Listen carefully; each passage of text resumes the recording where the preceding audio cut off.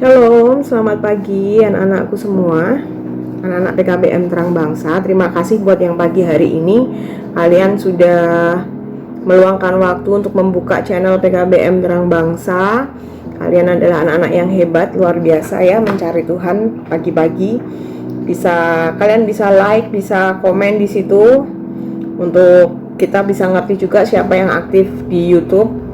Kemudian kalau kalian suka firman-Nya bisa di-share juga ke orang tua atau ke teman-teman kalian ya. Yuk, sebelum pagi hari ini kita akan devo mendengarkan makanan rohani yang dari Tuhan, kita mau berdoa dulu ya.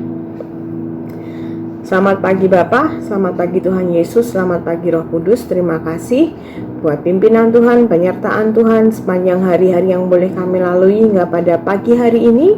Terima kasih Tuhan boleh mengetuk hati setiap kami untuk kami boleh mendengarkan akan firman-Mu. Biarlah apa yang kami dengarkan pagi hari ini Tuhan boleh kami cerna, boleh menjadi rema dan boleh kami nyatakan dalam kehidupan kami. Terima kasih Tuhan, di dalam nama Tuhan Yesus kami berdoa. Amin. Oke, tema kita pada pagi hari ini adalah hidup yang berdampak. Semua orang pasti tahu ya hidup yang berdampak itu yang seperti apa. Kemudian ayatnya kita ambil dari 1 Tesalonika pasal 1 ayat yang kedua sampai yang ke-10. Sebelum Miss sampaikan, yuk kita mau baca dulu. Buat kalian yang ada ke Alkitabnya bisa dibuka. Kalau nggak bawa Alkitab, dengarkan Miss baca perikopnya ya. 1 Tesalonika pasal yang ke-1 ayat yang kedua sampai yang ke-10. Di sini perikopnya berbunyi buah pemberitaan Paulus. Kami selalu mengucap syukur kepada Allah karena kamu semua dan menyebut kamu dalam doa kami. Sebab kami selalu mengingat pekerjaan imanmu, usaha kasihmu, dan ketekunan pengharapanmu kepada Tuhan kita Yesus Kristus di hadapan Allah dan Bapa kita. Dan kami tahu, hai saudara-saudara yang dikasihi Allah, bahwa Ia telah memilih kamu. Sebab Injil yang kami beritakan bukan disampaikan kepada kamu dengan kata-kata saja, tetapi juga dengan kekuatan oleh Roh Kudus dan dengan suatu kepastian yang kokoh. Memang kamu tahu bagaimana kami bekerja di antara kamu dan oleh kamu. Dan kamu telah menjadi penurut kami dan penurut Tuhan. Dalam penindasan yang berat, kamu telah menerima firman itu dengan sukacita yang dikerjakan oleh Roh Kudus. Sehingga kamu telah menjadi teladan untuk semua orang yang percaya di wilayah Makedonia dan Akaya. Karena dari antara kamu firman Tuhan bergema bukan hanya di Makedonia dan Akaya saja, tetapi di semua tempat telah tersiar kabar tentang imanmu kepada Allah. Sehingga kami tidak usah mengatakan apa-apa tentang hal itu. Sebab mereka sendiri bercerita tentang kami, bagaimana kamu sambut, dan bagaimana kamu berbalik dari berhala-berhala kepada Allah, untuk melayani Allah yang hidup dan yang benar, dan untuk menantikan kedatangan anaknya dari surga, yang telah dibangkitkannya dari antara orang mati, yaitu Yesus yang menyelamatkan kita dari murka yang akan datang. Oke. Jadi tadi temanya adalah hidup yang berdampak, diambil dari 1 Tesalonika pasal 1 ayat yang kedua sampai ke-10. Di sini misalkan comot di ayat yang ke-8, di situ dikatakan karena dari antara kamu firman Tuhan bergema bukan hanya di Makedonia dan Akaya saja, tetapi di semua tempat telah tersiar kabar tentang imanmu kepada Allah. Nah, berbicara tentang gereja, kata gereja itu berasal dari bahasa Portugis yaitu igreja, kemudian diterjemahkan ke dalam bahasa Yunani yaitu eklesia. Ek artinya keluar dan kaleo artinya dipanggil. Nah, kalau secara sederhana arti gereja itu adalah orang-orang yang dipanggil dari kegelapan menuju terang untuk menjadi saksi-saksinya Tuhan. Nah, dari definisi tersebut jelas bahwa panggilan orang-orang percaya adalah untuk menjadi saksi-saksinya Tuhan.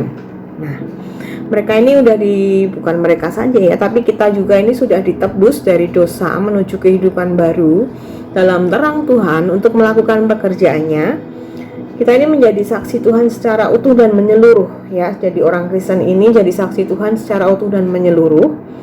Kemudian diharapkan kita ini menyatakan Kristus itu dalam tutur kata kita, pikiran kita, dan perilaku kita sehari-hari.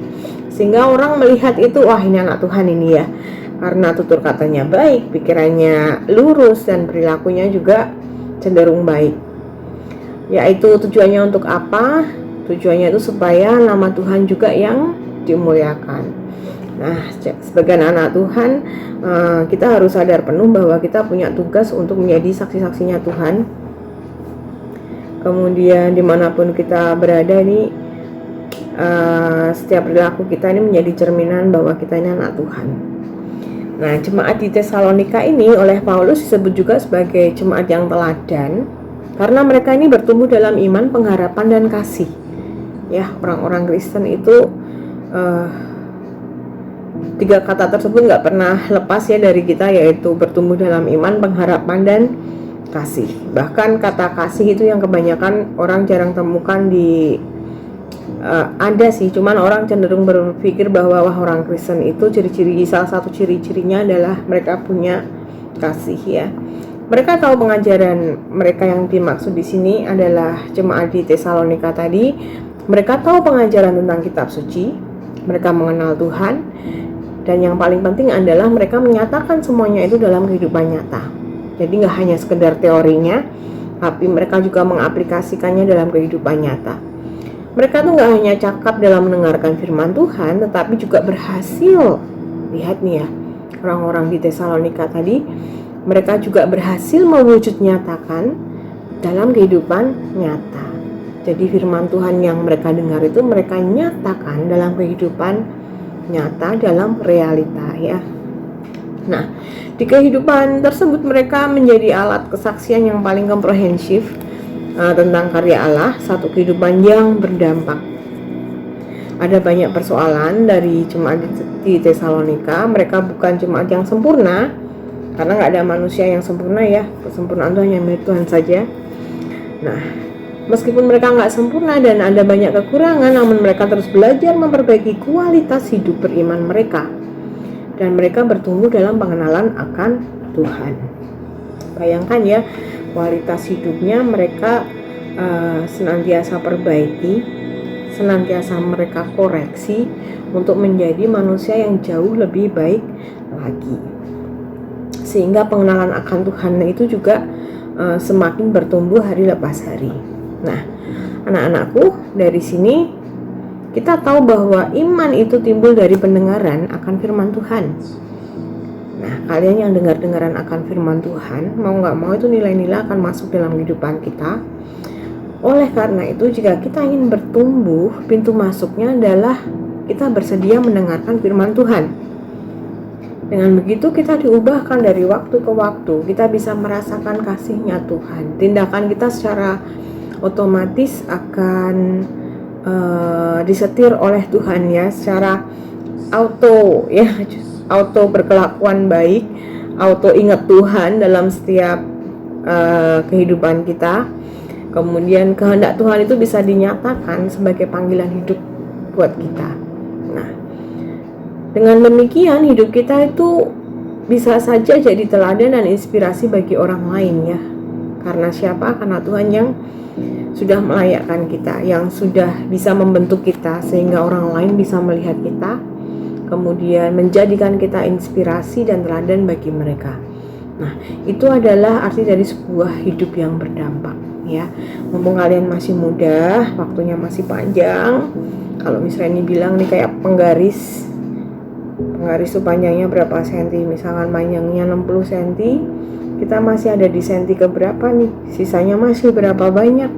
Nah, yang itu kalian harus pergunakan sebaik-baiknya. Mulai sekarang mengkoreksi diri, kemudian mulai biasakan dengar-dengaran akan firman Tuhan, sehingga akal pikiran kita dan hati kita itu mau gak mau ada Roh Kudus di dalamnya, dan biarlah Roh Kudus yang bisa menyetir hidup kita gitu ya.